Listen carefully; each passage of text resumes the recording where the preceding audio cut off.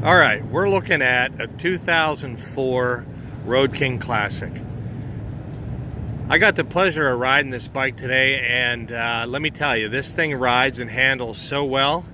I decided to spend a little bit of extra time on it today, just riding it around the obstacle course that we have here at Desert Wind. And man, it's just a great ride. It handles so well. The Road King Classic is kind of cool because it's got the leather bags opposed to the hard bags.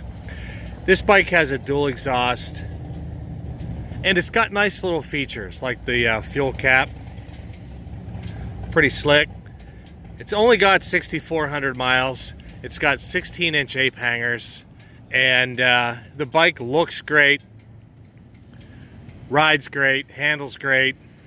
If this is a bike that you might be interested in, I encourage you to come down today, take it for a test ride, and see what you think. See if you agree with me just about how comfortable the bike is, how well it handles, and just how awesome it looks.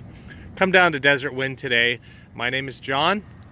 You can get more information on this motorcycle at desertwindhd.com. All the specs and pricing will be there. Again, it's a 2004 Road King.